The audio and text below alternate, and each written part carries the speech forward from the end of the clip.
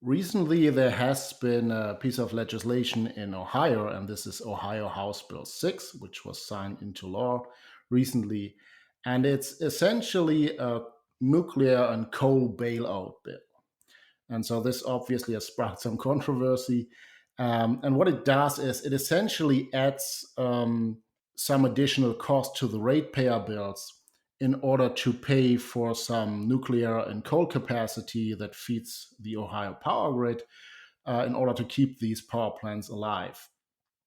And the operators said they would shut down in the near future if that wouldn't be done. So just to give some numbers, so for the nuclear part, there will be 85 cents for residential consumers and some more significant amount for industrial consumers added to the monthly electricity bill to save these two nuclear power plants in Ohio, starting in 2021. And for the coal power plants, immediately there will be a $1.50 addition per month starting in 2020.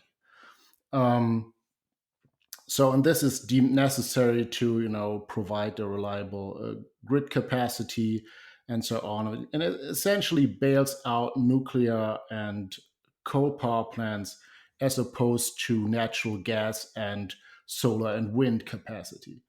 And so obviously the solar and wind and also the natural gas industry have been arguing, okay, so this is just bailing out these market failures that can compete with super cheap natural gas and super cheap solar and wind power.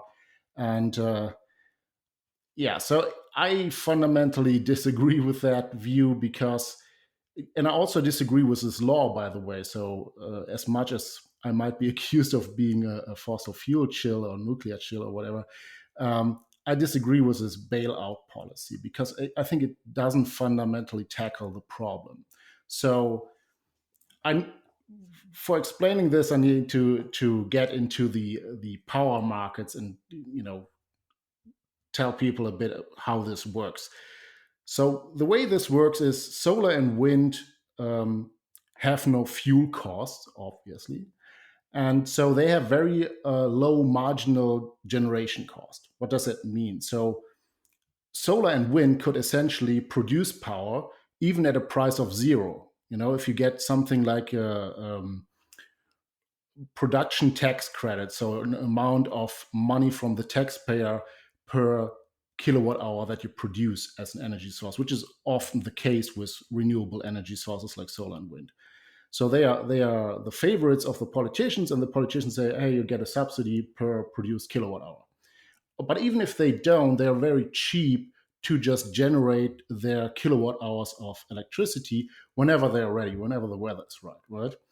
So, and coal and nuclear units are typically built to provide a steady flow of electricity at a high capacity level.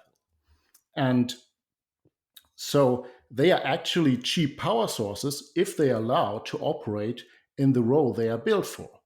But now that solar and wind are coming onto the grid and allowed to produce whenever they are ready, not when demand needs more electric power, this means everyone else is having to sort of adapt to their production level. So when solar and wind are actually producing a lot on the power grid, a coal power plant or a nuclear power plant has to ramp down its production level to maybe like 50%. I'm just making up numbers here to make it illustrative. But this is then a very inefficient level for a coal power plant or nuclear power plant. So they are built to produce at 80, 90% of capacity constantly instead of going up and down according to the needs for solar and wind. But solar and wind then produce cost at the site of the coal and nuclear power plants to operate these as sort of backup power capacity. But they don't have to pay the cost for doing so. They just say, "Oh, we'll just produce. We have very low marginal costs, so we will sell our electric power on the wholesale market at discount prices, and we don't really care. We will make our money per kilowatt hour anyways, even at 1 cent per kilowatt hour." And so, in a sense, coal and nuclear cannot compete in this market. So they would typically be shut down as the operator threatened. And then the problem is that solar and wind on their own, of course, cannot produce reliable power.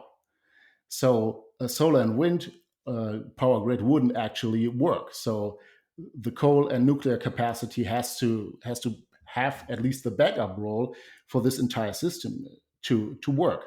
And so, but they are pushed out of the market because the market is rigged, not because it's a free market where people can just join or leave the market according to their profit margin. It's a very highly regulated thing, and wind and solar are introduced by sort of government force and force cost on the other power producers. And so this is not being addressed by this bill. The legislators just said, okay, so that's the case. We will not, we will leave wind and solar just on the grid. And this particular bill even gives some of this money raised from the ratepayers to some solar projects, ironically. And we will fix that by giving by giving nuclear and coal capacity some additional money that they couldn't make on the market. And this is not at all addressing the problem. It's just, and I believe in the future there will be other bailouts necessary if this is continuing, because you will see more and more wind and solar capacity added to the power grid. This will escalate the cost for the total system because they are unreliable power producers. And then the reliable power producers will see more and more pressure on the downward pressure on the price, and they cannot actually operate under these conditions because they were not built to do so. And obviously, natural gas is more able to cope with the ramping up and down. It's a more flexible power source. And they would be actually happy to see coal and nuclear leave the market, so they would have a better profit margin just to produce, just to give this backup power service to solar and wind. And so I don't agree with that at all. It looks like a bailout of nuclear and coal because they can compete, but this is not true, and it doesn't fix the actual problem with this rigged market where sort of a parasitic solar and wind can just use the power grid services and force others to pay the bill for that. Yeah, I mean this comes up in politics a lot, right? Like the government will create a problem by intervening in the economy, and then the solution people see is not to get rid of the earlier controls, but just to introduce new ones. Like during the financial crisis, you had all sorts of government programs that encouraged risky lending and encouraging people to load up on mortgage backed securities. And the solution wasn't, hey, government, stop doing that. It was, here, let's add Dodd Frank. And inevitably, these interventions come at their own cost. And so you have to think, like, what fundamentally is going wrong here? And this isn't a perfect analogy, but one way to think about it is like, all right, the government says to Apple, hey, we have a whole bunch of programmers that we are going to say you have to use, but they don't always want to show up for work. Sometimes they'll be there, sometimes they won't. But whenever they do, you have to send your regular engineers home and use our guys. But don't worry, they're only going to charge you a fraction of the price and we're going to subsidize them. So they'll be okay. And then Apple notices that, oh my gosh, all our engineers who were expecting to be making 200,000 a year, now they're making 75,000. So they're just leaving us. Like they that wasn't the agreement. And so now we're in a situation where we're losing all the people we need to keep the company operating. And so Apple says, instead of, hey, stop sending us your lousy employees and forcing us to use them, it says, hey, we need a bailout, government. You need to help supplement the salaries of our good engineers.